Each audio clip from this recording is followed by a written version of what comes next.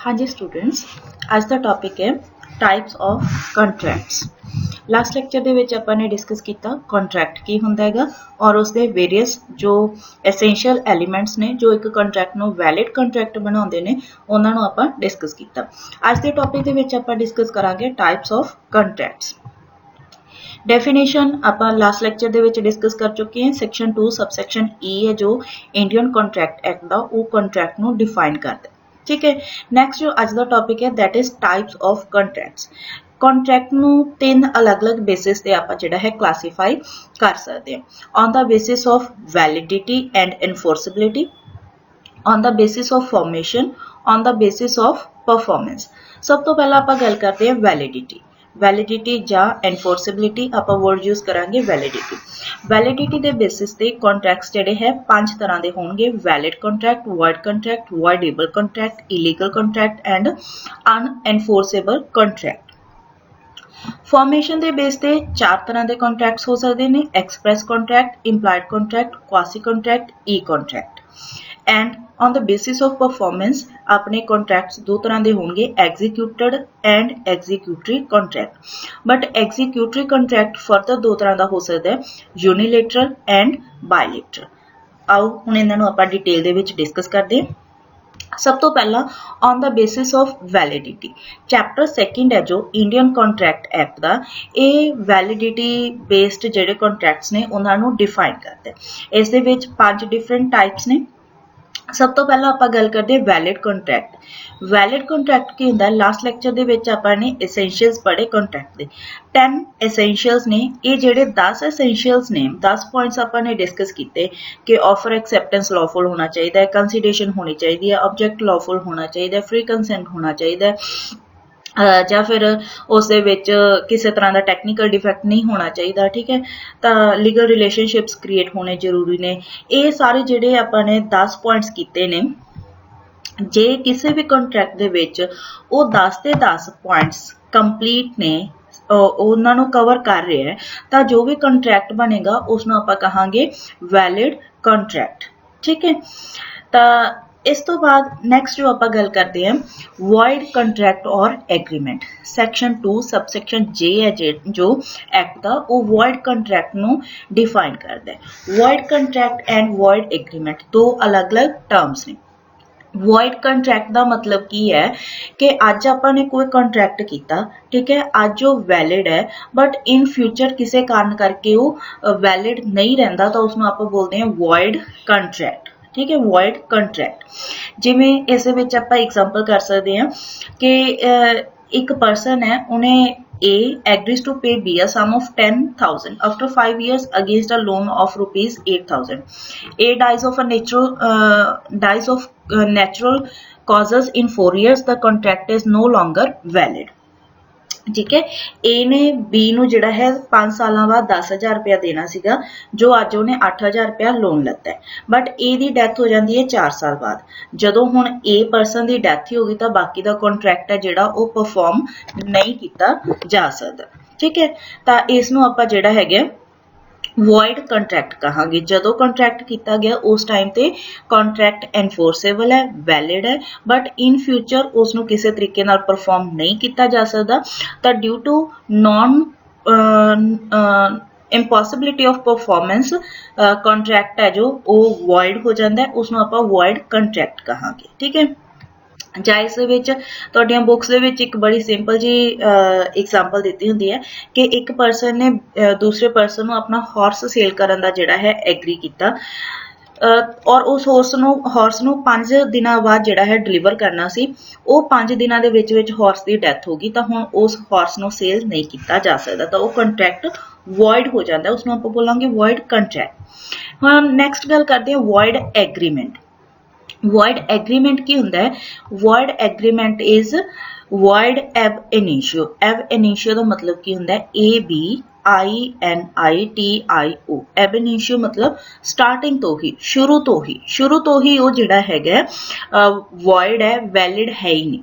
तो उस दे विच कुछ भी हो सकता है कि अपने जिहड़े 10 एलीमेंट्स ने एसेंशियल एलीमेंट्स, उन्हां दे विचों कोई भी कवर नहीं हुंदा, तो उसनूं आपां की कहांगे वॉइड एग्रीमेंट।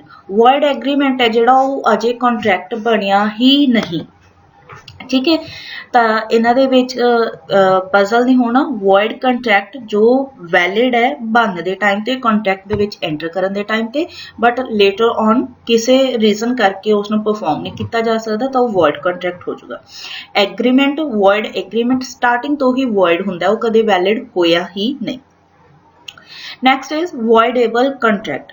वॉइडेबल कंट्रैक्ट का मतलब की है, सैक्शन 2 सबसैक्शन आई दे विच जिहड़ा है आपां नूं इस बारे दस्सिया जांदा है। वॉइडेबल कंट्रैक्ट हुंदा है सॉरी, वॉइडेबल कंट्रैक्ट हुंदा है जो एनफोर्सेबल है at the option of one or more of the parties thereto, but not at the option of the other party is voidable। मतलब की है कि एक पार्टी जिहड़ी है उस दे अकॉर्डिंगली तो वो एनफोर्सेबल है, बट दूसरी पार्टी दे अकॉर्डिंगली वो एनफोर्सेबल नहीं है। एक किस तरह की एग्जांपल हो सकती है, किस तरह का कॉन्ट्रैक्ट हो सकता है कि मान लो दो परसनस ने, जिवें लास्ट लैक्चर दे विच भी आपां ने गल कीती सीगी कि जिवें आपां पुरानियां मूवीज़ देखदे हुंदे सीगे, बॉलीवुड मूवीज़, उन्हां दे विच की हुंदा सीगा कि कुछ गरीब लोग ने, दूसरी साइड विलेन है। गरीब लोग अपनी प्रॉपर्टी सेल करना नहीं चाहते, बट जो विलेन है उन्होंने डरा धमका के उन्होंने तो प्रॉपर्टी उन्होंने साइन करवा लेंदा, अंगूठा लगवा लेंदा कि तुसीं हाँ मैनूं सेल करती है, ठीक है। तो हुण उस दे विच की है कि जो विलेन है उस दे वालों तो कंट्रैक्ट वैलिड है, एनफोर्सेबल है, ठीक है। बट जिहड़ियां दूसरियां पार्टीज ने, जो गरीब लोग ने जिन्हां दे नाल धक्का होया, जिन्हां दा कंसेंट फ्री नहीं है, वो जिहड़े हैगे आ उसनूं वैलिड दी जगह वॉइडेबल कर सकदे ने। हुण वॉइडेबल कदों होगा, इस दे विच की है कि जिहड़े गरीब लोग ने उन्हां कोले दो ऑप्शनस ने, एक तां वो उस कॉन्ट्रैक्ट नूं उसे तरह नाल वैलिड मान के उसे तरह नाल कंटिन्यू कर लैण कि हाँ जी असीं अपनी जमीन इन्हां नूं वेचती है, सेल करती है, ठीक है। दूसरी ऑप्शन की है कि वो कोर्ट दे विच जा सकदे है, ठीक है, कह सकदे है कि जी असीं ये प्रॉपर्टी अपनी मर्जी नाल सेल नहीं कीती, साडे नाल धक्का कीता गया, सानूं डरा धमका के कॉन्ट्रैक्ट दे विच एंटर करवाया गया। तां उस टाइम ते जे वो गरीब लोग ये सैकेंड ऑप्शन ऑप्ट करते हैं तो ये कॉन्ट्रैक्ट हो जाएगा वॉइडेबल, वॉइडेबल, ठीक है। तो वॉइडेबल कॉन्ट्रैक्ट की है जिथे जिहड़ा हैगा कोई परसन किसी का कंसेंट फ्री नहीं है, जां फिर आपां कह लीए कि जिवें उस दे विच जो दूसरी पार्टी है वो माइनर है, लीगली एंटर नहीं कर सकती, ठीक है। तो इस तरह के जिहड़े पॉइंट्स ने उन्हां दे विच आपां कहांगे वॉइडेबल कॉन्ट्रैक्ट जिहड़ा है उसनूं आपां कहांगे। नैक्सट है इलीगल कॉन्ट्रैक्ट। इलीगल कॉन्ट्रैक्ट का मतलब की है कि जिथे जिहड़ियां जो पार्टीज ने कॉन्ट्रैक्ट दे विच, एक जां दोनों पार्टीज जां जिन्नियां भी पार्टीज ने, ਉਹ जे किसी लॉ ਨੂੰ ब्रेक करदियां ने, ठीक है, जां सोसाइटी दे नॉर्म्स ਨੂੰ ब्रेक करदियां ने, जां फिर कोर्ट दे अकॉर्डिंगली इलीगल किया गया, पब्लिक पॉलिसी दे अगेंस्ट है, तो उसनूं इलीगल कॉन्ट्रैक्ट कहा जाएगा। जिवें एग्जांपल है कि ए परसन बी नूं नैरोकैटिक्स जिहड़ा है सेल करन दे लई एग्री हुंदा है। नैरोकैटिक्स की हुंदे ने ड्रग्स, ठीक है। तो ये जिहड़ा हैगा सोसाइटी दे पब्लिक पॉलिसी दे अगेंस्ट है, लॉ दे अगेंस्ट है, तो ये की होगा इलीगल होगा। नैक्सट कहते हैं कि illegal contracts are actually void ab initio. Starting तो ही ये वॉइड होंदे ने इलीगल कॉन्ट्रैक्ट, क्योंकि आपने वैलिड कॉन्ट्रैक्ट दे एसेंशियल एलिमेंट्स दे विच गल कीती सी कि जो ऑब्जेक्ट है वो लॉफुल होना जरूरी है, बट इत्थे अपना ऑब्जेक्ट की है ड्रग्स नूं सेल करना। जे ड्रग्स नूं सेल कर रहे हैं तो मतलब अपना ऑब्जेक्ट है जिहड़ा वो लॉफुल नहीं है, तो उहनूं आपां इलीगल कहांगे। तो ये शुरू तो ही वॉइड एब इनिशियो, शुरू तो ही जिहड़ा है ये इलीगल रहेगा। Next one is unenforceable contracts. Unenforceable contracts की हुंदे ने कि जिन्हां दे विच कोई ना कोई टैक्नीकल डेफिशिएंसी है, कोई ना कोई टैक्नीकल एरर है, उस दे कॉन्ट्रैक्ट ते डेट नहीं पाई, जां उस दे विच कह लो कि जिहड़ा है साइन नहीं कीते, जां कोई भी कुछ भी इस तरह का टैक्नीकल डिफैक्ट है, तो उत्थे कॉन्ट्रैक्ट्स नूं जिहड़ा है एनफोर्सेबल नहीं किया जा सकता, उन्हां नूं आपां बोलांगे अनएनफोर्सेबल कॉन्ट्रैक्ट्स। नैक्सट वन इज ये अपने कॉन्ट्रैक्ट्स हो गए on the basis of validity. Second category जिहड़ी है आपां डिस्कस करते हैं contracts based on formation. Formation ਦੇ ਬੇਸ ਤੇ ਜਿਹੜੇ ਆਪਣੇ ਮੇਨ ਜੋ ਦੋ ਟਾਈਪਸ ਨੇ, ਜੋ ਮੇਨ ਟਾਈਪਸ ਨੇ ਉਹਨਾਂ ਨੂੰ ਆਪਾਂ ਉਹਨਾਂ ਦੀ ਆਪਾਂ ਗੱਲ ਕਰਦੇ ਹਾਂ, express contract and implied contract. Express contract and implied contracts. ਪਹਿਲਾਂ ਗੱਲ ਕਰਦੇ ਹਾਂ ਐਕਸਪ੍ਰੈਸ ਕੰਟਰੈਕਟ। ਐਕਸਪ੍ਰੈਸ ਕੰਟਰੈਕਟ ਕੀ ਹੁੰਦਾ ਹੈ ਕਿ ਜਦੋਂ ਵੀ ਆਪਾਂ ਆਪਣੇ ਜੋ ਕੰਟਰੈਕਟ ਹੈ ਉਸ ਦੀਆਂ ਟਰਮਸ ਨੂੰ ਇੱਕ ਦੂਜੇ ਨੂੰ ਲਿਖ ਕੇ ਜਾਂ ਬੋਲ ਕੇ ਐਕਸਪ੍ਰੈਸ ਕਰਦੇ ਹਾਂ, ਐਗਰੀ ਕਰਦੇ ਹਾਂ। ਮੰਨ ਲਓ ਦੋ ਪਾਰਟੀਜ਼ ਨੇ, ਦੋਨਾਂ ਨੇ ਬੈਠ ਕੇ ਆਪਸ ਦੇ ਵਿੱਚ ਆਪਣੀਆਂ ਜਿਹੜੀਆਂ ਟਰਮਸ ਨੇ ਉਹ ਫਾਈਨਲ ਕਰ ਲਿਆ ਕਿ ਕੰਟਰੈਕਟ ਦੇ ਵਿੱਚ ਮੈਂ ਕੀ ਪਰਫਾਰਮ ਕਰੂੰਗਾ, ਦੂਸਰੀ ਪਾਰਟੀ ਕੀ ਪਰਫਾਰਮ ਕਰੂਗੀ, ਕਦੋਂ ਤੱਕ ਜਿਹੜਾ ਹੈ ਕੰਟਰੈਕਟ ਨੂੰ ਪਰਫਾਰਮ ਕੀਤਾ ਜਾਊਗਾ। ਉਹ ਸਾਰੀਆਂ ਜਿਹੜੀਆਂ ਟਰਮਸ ਨੇ ਉਹ ਆਪਾਂ ਨੇ ਫਾਈਨਲ ਕਰ ਲਈਆਂ ਨੇ, ਐਗਰੀ ਕਰ ਲਈਆਂ ਨੇ, ਬੋਲ ਕੇ ਇੱਕ ਦੂਜੇ ਨੂੰ ਦੱਸ ਕੇ, ਲਿਖ ਕੇ, ਕਿਸੇ ਵੀ ਫਾਰਮ ਦੇ ਵਿੱਚ, ਤਾਂ ਉਸ ਨੂੰ ਆਪਾਂ ਬੋਲਾਂਗੇ ਐਕਸਪ੍ਰੈਸ ਕੰਟਰੈਕਟ। ਜਿਵੇਂ ਇਸ ਦੇ ਵਿੱਚ ਐਗਜ਼ਾਮਪਲ ਹੈ, ਇਹ person A sends a text from his phone to person B proposing to sell their bike for a cost of 10,000. Person B calls the first person and agrees to the terms of the promise. A person ने message किया B ਨੂੰ कि मैं अपनी bike cell करनी है 10,000 ਦੀ। B ਨੇ ਉਸਨੂੰ ਕਾਲ ਕੀਤੀ ਕਿ ਹਾਂਜੀ ਮੈਂ ਲੈਣ ਨੂੰ ਤਿਆਰ ਹਾਂ। ਠੀਕ ਹੈ, ਟਰਮਸ ਉਹਨਾਂ ਦੇ ਵਿੱਚ ਕਲੀਅਰ ਨੇ, ਇੱਕ ਬਾਈਕ ਸੇਲ ਕਰਨੀ ਹੈ 10,000 ਰੁਪਏ ਦੀ ਸੇਲ ਕਰਨੀ ਹੈ, ਸਾਰੀਆਂ ਟਰਮਸ ਕਲੀਅਰ ਨੇ। ਠੀਕ ਹੈ, ਤਾਂ ਉਸਨੂੰ ਆਪਾਂ ਬੋਲਾਂਗੇ ਐਕਸਪ੍ਰੈਸ ਕੰਟਰੈਕਟ। ਇਹ ਔਰਲ ਵੀ ਹੋ ਸਕਦਾ ਹੈ, ਰਿਟਨ ਵੀ ਹੋ ਸਕਦਾ ਹੈ, ਇਸ ਤੋਂ ਬਿਨਾਂ ਕਿਸੇ ਵੀ ਹੋਰ ਮੈਨਰਸ ਦੇ ਵਿੱਚ ਵੀ ਹੋ ਸਕਦਾ ਹੈ ਕਿ ਬਸ ਆਪਾਂ ਨੂੰ ਉਸ ਦੀਆਂ ਟਰਮਸ ਕਲੀਅਰ ਹੋਣ ਦੋਨੋਂ ਪਾਰਟੀਜ਼ ਨੂੰ ਜਾਂ ਕੰਟਰੈਕਟ ਦੀਆਂ ਜਿੰਨੀਆਂ ਵੀ ਪਾਰਟੀਜ਼ ਹੈਗੀਆਂ ਨੇ। ਸੈਕਿੰਡ ਆਪਾਂ ਗੱਲ ਕਰਦੇ ਇੰਪਲਾइड ਕੰਟਰੈਕਟ। ਇੰਪਲਾइड ਕੰਟਰੈਕਟ ਕੀ ਹੈ? ਇਹ ਇਸ ਤਰ੍ਹਾਂ ਦਾ ਕੰਟਰੈਕਟ ਹੁੰਦਾ ਜਿਹਦੇ ਵਿੱਚ ਟਰਮਸ ਨੂੰ ਬੋਲ ਕੇ ਜਾਂ ਲਿਖ ਕੇ ਰਿਟਨ ਜਾਂ ਔਰਲ ਫਾਰਮ ਦੇ ਵਿੱਚ ਐਕਸਪ੍ਰੈਸ ਨਹੀਂ ਕੀਤਾ ਜਾਂਦਾ, ਜਿਹੜਾ ਹੈ ਐਗਰੀ ਨਹੀਂ ਕੀਤਾ ਜਾਂਦਾ। ਹੁਣ ਤੁਸੀਂ ਕਹੋਗੇ ਕਿ ਜੇ ਟਰਮਸ ਐਗਰੀ ਨਹੀਂ ਕੀਤੀਆਂ ਗਈਆਂ, ਡਿਸਕਸ ਨਹੀਂ ਕੀਤੀਆਂ ਗਈਆਂ ਤਾਂ ਉਹ ਕੰਟਰੈਕਟ ਕਿਵੇਂ ਹੋਇਆ? ਇਸ ਦੇ ਵਿੱਚ ਆਪਾਂ ਇੱਕ ਐਗਜ਼ਾਮਪਲ ਕਰਦੇ ਹਾਂ। ਮੰਨ ਲਓ ਤੁਸੀਂ ਕਿਸੇ ਬੱਸ ਤੇ ਜਾਂ ਰਿਕਸ਼ਾ ਤੇ ਬੈਠੇ, ਠੀਕ ਹੈ, ਔਰ ਡਰਾਈਵਰ ਹੈ ਜਿਹੜਾ ਉਹ ਡਰਾਈਵ ਕਰਨਾ ਸਟਾਰਟ ਕਰ ਦਿੰਦਾ। ਠੀਕ ਹੈ, ਤੁਸੀਂ ਦੱਸਦੇ ਹੋ ਕਿ ਮੈਂ ਕਿੱਥੇ ਜਾਣਾ। ਜੋ ਡਰਾਈਵਰ ਹੈ ਉਹ ਤੁਹਾਨੂੰ ਉੱਥੇ ਡ੍ਰੌਪ ਕਰ ਦੂਗਾ। ਜਦੋਂ ਵੀ ਡਰਾਈਵਰ ਰੁਕਦਾ ਤਾਂ ਤੁਸੀਂ ਉਸਨੂੰ ਪੇ ਕਰਦੇ ਹੋ। ਇਹ ਨਹੀਂ ਹੁੰਦਾ ਕਿ ਡਰਾਈਵਰ ਤੁਹਾਨੂੰ ਉੱਥੋਂ ਤੱਕ ਲੈ ਗਿਆ, ਰਿਕਸ਼ਾ ਪੁਲਰ ਹੈ ਜਿਹੜਾ ਉਹ ਤੁਹਾਨੂੰ ਤੁਹਾਡੇ ਐਡਰੈਸ ਤੱਕ ਲੈ ਗਿਆ, ਡੈਸਟੀਨੇਸ਼ਨ ਤੱਕ ਲੈ ਗਿਆ, ਤੁਸੀਂ ਉਤਰੇ ਔਰ ਜਿਹੜਾ ਹੈ ਚਲੇ ਗਏ। ਨਹੀਂ, ਤੁਹਾਨੂੰ ਰਿਕਸ਼ਾ ਵਾਲੇ ਨੇ ਕਿਹਾ ਨਹੀਂ ਹੈ ਕਿ ਤੁਹਾਨੂੰ ਪੇ ਕਰਨਾ, ਠੀਕ ਹੈ, ਜਾਂ ਇੰਨਾ ਪੇ ਕਰਨਾ, ਬਟ ਇਹ ਤੁਹਾਡੀ ਡਿਊਟੀ ਹੈ ਕਿ ਜਦੋਂ ਵੀ ਤੁਸੀਂ ਉਸ ਨੂੰ ਡਰਾਈਵ ਕਰਵਾ ਕੇ ਕਿਸੇ ਹੋਰ ਜਗ੍ਹਾ ਤੇ ਜਾਂਦੇ ਹੋ ਤਾਂ ਜੋ ਵੀ ਉਸਦਾ ਬਣਦਾ ਹੋਊਗਾ ਉਹ ਤੁਹਾਨੂੰ ਪੇ ਕਰਨਾ ਪਊਗਾ। ਤਾਂ ਇਸ ਦੇ ਵਿੱਚ ਤੁਸੀਂ ਪਹਿਲਾਂ ਬੋਲ ਕੇ ਟਰਮਸ ਫਾਈਨਲ ਨਹੀਂ ਕੀਤੀਆਂ, ਅੰਡਰਸਟੂਡ ਹੈ ਕਿ ਜਦੋਂ ਤੁਸੀਂ ਕਿਸੇ ਰਿਕਸ਼ਾ ਦੇ ਵਿੱਚ ਬੈਠ ਕੇ ਕਿਤੇ ਜਾ ਰਹੇ ਹੋ ਤਾਂ ਤੁਹਾਨੂੰ ਪੇ ਕਰਨਾ ਹੀ ਪੈਣਾ। ਜਿਵੇਂ ਦੂਸਰੀ ਐਗਜ਼ਾਮਪਲ, ਤੁਸੀਂ ਕਿਸੇ ਰੈਸਟੋਰੈਂਟ ਦੇ ਵਿੱਚ ਗਏ, ਠੀਕ ਹੈ, ਤੁਸੀਂ ਟੀ ਕੌਫੀ ਆਰਡਰ ਕੀਤੀ, ਚਾਹ ਕੌਫੀ ਪੀਤੀ, ਤੁਸੀਂ ਜਾਣ ਵੇਲੇ ਤੁਸੀਂ ਪੇ ਕਰਕੇ ਜਾਓਗੇ। ਠੀਕ ਹੈ, ਕਲੀਅਰ ਹੈ ਕਿ ਜਦੋਂ ਤੁਸੀਂ ਚਾਹ ਕੌਫੀ ਆਰਡਰ ਕਰ ਰਹੇ ਹੋ ਉਸ ਟਾਈਮ ਤੇ ਤੁਹਾਨੂੰ ਰੈਸਟੋਰੈਂਟ ਵਾਲਾ ਇਹ ਨਹੀਂ ਕਹੂਗਾ ਕਿ ਹਾਂਜੀ ਪੇ ਕਰਨਾ ਪਊਗਾ ਤੁਹਾਨੂੰ। ਅੰਡਰਸਟੂਡ ਹੈ, ਤੁਸੀਂ ਉੱਥੇ ਕੌਫੀ ਡਰਿੰਕ ਕਰ ਰਹੇ ਹੋ ਤਾਂ ਤੁਹਾਨੂੰ ਪੇ ਕਰਨਾ ਹੀ ਪਊਗਾ। This is implied contract. ਇਸ ਨੂੰ ਆਪਾਂ ਬੋਲਾਂਗੇ ਇੰਪਲਾइड ਕੰਟਰੈਕਟ। ਠੀਕ ਹੈ, next one is quasi contract. Quasi contract, quasi contract ਜਿਹੜਾ ਹੈ ਇਹ ਕਾਫੀ ਡਿਫਰੈਂਟ ਹੈ। ਇਸ ਦੇ ਵਿੱਚ ਆਪਾਂ ਕਹਿੰਦੇ ਹਾਂ ਕਿ ਜੋ ਕੰਟਰੈਕਟ ਦੀਆਂ ਪਾਰਟੀਜ਼ ਹੁੰਦੀਆਂ, ਐਗਰੀਮੈਂਟ ਦੀਆਂ ਪਾਰਟੀਜ਼ ਹੁੰਦੀਆਂ, ਉਹ ਕਿਸੇ ਵੀ ਸੈਂਸ ਦੇ ਵਿੱਚ ਕੋਈ ਐਗਰੀਮੈਂਟ ਕੰਟਰੈਕਟ ਨਹੀਂ ਕਰਦੀਆਂ। ਠੀਕ ਹੈ, ਇਨਫੈਕਟ ਇੱਥੇ ਕੀ ਹੁੰਦਾ ਹੈ ਕਿ ਸਮ ਕੋਰਟ ਆਰਡਰ ਹੁੰਦਾ ਹੈ, ਉਸ ਤੋਂ ਬਾਅਦ ਜਿਹੜਾ ਹੈ ਕੰਟਰੈਕਟ ਪਾਰਟੀਜ਼ ਦੇ ਵਿੱਚ ਹੁੰਦਾ। ਪਹਿਲਾਂ ਆਪਾਂ ਇਸ ਦੀ ਇੱਕ ਐਗਜ਼ਾਮਪਲ ਕਰਦੇ ਹਾਂ, ਫਿਰ ਆਪਾਂ ਨੂੰ ਇਹ ਕੰਸੈਪਟ ਕਲੀਅਰ ਹੋ ਜਾਊਗਾ ਕਿ ਕੁਆਸੀ ਕੰਟਰੈਕਟ ਐਕਚੁਅਲੀ ਹੈ ਕੀ। ਤਾਂ ਇਸ ਦੇ ਵਿੱਚ ਕੀ ਕਹਿੰਦੇ ਹੈ ਕਿ ਇੱਕ ਬੈਂਕ ਹੈ, ਉਸਨੇ ਕੀ ਕੀਤਾ, ਤੁਹਾਡੇ ਅਕਾਊਂਟ ਦੇ ਵਿੱਚ ਲਾਰਜ ਅਮਾਊਂਟ ਹੈ ਜਿਹੜੀ ਉਹ ਟ੍ਰਾਂਸਫਰ ਕਰਤੀ ਹੈ। ਠੀਕ ਹੈ, ਇੱਥੇ ਹੁਣ ਕੋਈ ਵੀ ਕੰਟਰੈਕਟ ਨਹੀਂ ਹੋਇਆ ਕਿ ਤੁਸੀਂ ਉਹਨਾਂ ਨੂੰ ਮਨੀ ਰਿਟਰਨ ਕਰੋਗੇ। ਠੀਕ ਹੈ, ਬੈਂਕ ਦੇ ਵਿੱਚ ਤੁਹਾਡੇ ਵਿੱਚ ਕੋਈ ਵੀ ਕੰਟਰੈਕਟ ਨਹੀਂ ਹੋਇਆ, ਨਾ ਰਿਟਰਨ ਦੇ ਵਿੱਚ, ਨਾ ਔਰਲ ਦੇ ਵਿੱਚ, ਨਾ ਕਿਸੇ ਹੋਰ ਤਰੀਕੇ ਨਾਲ, ਬਟ ਤੁਹਾਡੀ ਡਿਊਟੀ ਹੈ ਕਿ ਤੁਸੀਂ ਉਸ ਨੂੰ ਰਿਟਰਨ ਕਰੋਗੇ। ਠੀਕ ਹੈ, ਜੇ ਤੁਸੀਂ ਰਿਟਰਨ ਨਹੀਂ ਕਰਦੇ ਤਾਂ ਬੈਂਕ ਕੀ ਹੈ, ਕੋਰਟ ਕੋਲ ਜਾਊਗਾ ਕਿ ਇਹ ਸਾਡੇ ਤੋਂ ਜਿਹੜੀ ਹੈਗੀ ਹੈ ਮਿਸਟੇਕ ਦੇ ਨਾਲ ਇਹ ਫੰਡ ਟ੍ਰਾਂਸਫਰ ਹੋ ਗਿਆ, ਤਾਂ ਤੁਸੀਂ ਇਸ ਪਰਸਨ ਨੂੰ ਇੱਕ ਆਰਡਰ ਹੈ ਜਿਹੜਾ ਇਸ਼ੂ ਕਰੋ for the return of money, ਜਿਹੜਾ ਕੁਆਸੀ ਕੰਟਰੈਕਟ ਨੂੰ ਕ੍ਰੀਏਟ ਕਰੂਗਾ।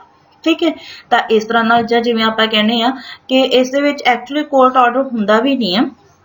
ਜਿਵੇਂ ਆਪਾਂ ਕਹਿੰਦੇ ਹਾਂ ਕਿ ਕੋਈ ਪਾਰਸਲ ਆਇਆ, ठीक है कोरियर वाला परसन ਜਾਂ पोस्टमैन है ਜਿਹੜਾ ਉਹ ਤੁਹਾਡੇ ਐਡਰੈਸ ਤੇ ਗਲਤ ਜਿਹੜਾ ਹੈ ਡਿਲੀਵਰ ਕਰ ਗਿਆ ਤਾਂ ਤੁਹਾਡੀ ਡਿਊਟੀ ਹੈ ਕਿ ਤੁਸੀਂ ਉਸ ਨੂੰ ਉਹਦੇ ओरिजिनल जो ऑनर है ਉਹਦੇ ਕੋਲ ਪਹੁੰਚਾਓ ठीक है ਜਾਂ ਜਿਵੇਂ ਕਈ ਵਾਰੀ ਹੁੰਦਾ ਕਿ ਤੁਹਾਨੂੰ ਪਰਸ ਕਿਸੇ ਪਰਸਨ ਦਾ ਡਿੱਗਿਆ ਹੋਇਆ ਮਿਲ ਗਿਆ ਤਾਂ ਉੱਥੇ ਤੁਹਾਡੀ ਡਿਊਟੀ ਬਣਦੀ ਹੈ कि तुसी उसनों सही परसन कोले पहुंचाओ तो ये हुंदे ने क्वासी कॉन्ट्रैक्ट्स ठीक है इस दे विच आपां ये कह सकते हैं कि जिहड़ियां मॉरल वैल्यूज़ ने अपनियां जिहड़े उन्हां नूं जिहड़ा हैगा एनकरेज कीता जांदा है नैक्सट इज ई कॉन्ट्रैक्ट आपां नूं सब नूं क्लीयर है कि आजकल जो टेक्नोलॉजी है वो काफ़ी एडवांस हो रही है आप बहुत सारे काम इलैक्ट्रॉनिकली करने स्टार्ट करते हैं तो कॉन्ट्रैक्ट्स ने जेडे वो भी इलैक्ट्रॉनिकली होने स्टार्ट हो गए हैं ठीक है तो इस विच की कहते हैं कि जिहड़ा हैगा इलैक्ट्रॉनिकल मीनस नूं यूज़ करके आपां कॉन्ट्रैक्ट करते हैं जिवें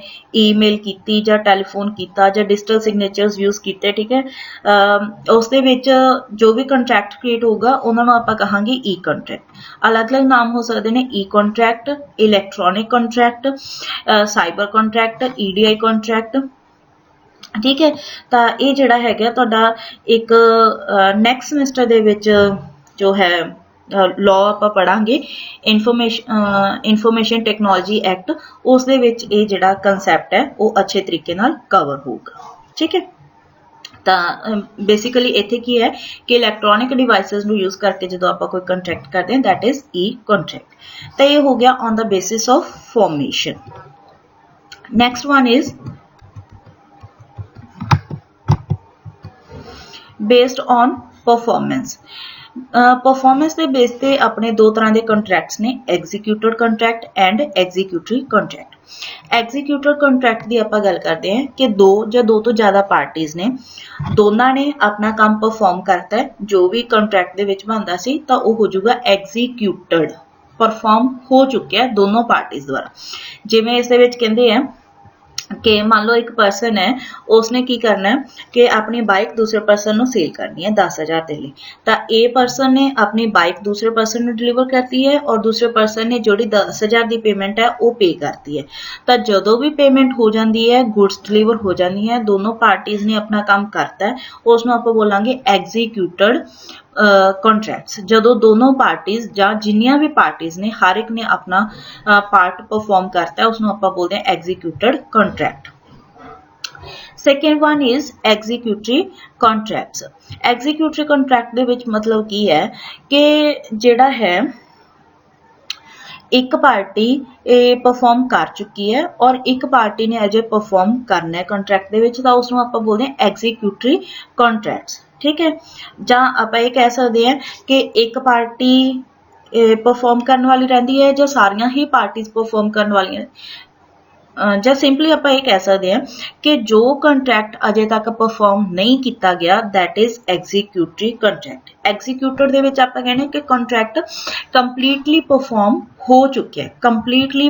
ਹੋ ਚੁੱਕਿਆ ਹੈ ਠੀਕ ਹੈ ਜੇ ਇਸ ਦਾ ਉਲਟਾ ਕਰਾਂਗੇ ਤਾਂ ਉਹ ਬਣ ਜਾਊਗਾ ਐਗਜ਼ੀਕਿਊਟਰੀ ਕੰਟਰੈਕਟਸ ਇਸ ਦੇ ਵਿੱਚ ਦੋ ਜਿਹੜੀਆਂ ਹੈਗੀਆਂ ਨੇ टाइप्स ने जिन्हों तो अपन क्लीयर हो जाएगा यूनिलेटरल एंड बायलेटरल यूनिलेटरल का की मतलब है वन साइडेड कॉन्ट्रैक्ट्स एक पार्टी है जिहड़ी वो अपना प्रॉमिस परफॉर्म कर चुकी है दूसरी पार्टी अजे पेंडिंग है दूसरी पार्टी का काम अजे बाकी है ठीक है जिवें इस दे विच एग्जांपल है कि एलेक्स है परसन उसका जिहड़ा बैग है वो लॉस्ट हो गया मैट्रो दे विच उसने की कहा कि जो भी पर्सन मैनू मेरा बैग लभ के देगा मैं उसनों 1000 रुपया एज रिवार्ड पे करूँगा तो कोई पर्सन है उसने उसका बैग लभ्या उसनों रिटर्न करता ठीक है तो अजे एलेक्स ने उसनों रिवार्ड पे नहीं किया दैट इज यूनिलेटरल कॉन्ट्रैक्ट एक पार्टी ने अपना काम करता है एक पार्टी ने अजे अपना काम करना बाकी है यूनिलेटरल ठीक है सेकेंड इज बायलेटरल बायलेटरल मतलब कि जे कंट्रैक्ट दे विच दो पार्टीज़ ने दोनों ने ही अजे अपना काम परफॉर्म करना है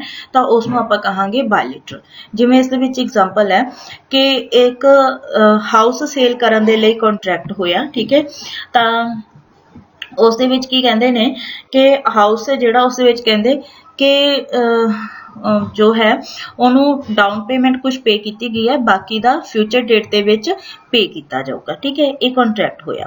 ਤਾਂ ਸੈਲਰ ਜਿਹੜਾ ਹੈਗਾ पोजीशन देऊगा to the buyer and agrees to deliver the title against the specified sale price. Contract की होया कि एक घर सेल कर रहे हैं, ठीक है, बायर है जो डाउन पेमेंट पे करूगा और बाकी दी इंस्टॉलमेंट्स फ्यूचर डेट ते पे करूगा। सैलर की कहता है कि जो तुसी लास्ट जिहड़ी हैगी है इंस्टॉलमेंट पे करोगे उस टाइम ते तुहानू घर दी पोजीशन दे दित्ती जाऊगी एंड जो डॉक्यूमेंट्स ने वो पे कर दिते जाणगे। तां जिहड़ा हैगा दोनों का काम करना जे बाकी है, अज कॉन्ट्रैक्ट होया 2 सालों दे विच कंप्लीट होवेगा, ठीक है, तो उदों तक ये बायलैटरल कॉन्ट्रैक्ट रहेगा। दोनों पार्टीज ने अजे अपना टास्क परफॉर्म करना, ठीक है। तो ये हो गया अपना on the basis of execution performance, ठीक है। तो इस दे नाल जिहड़ा है अपनी टाइप्स कंप्लीट हुंदियां ने। नैक्सट टॉपिक आपां इस दे विच डिस्कस करांगे ऑफर। Thank you.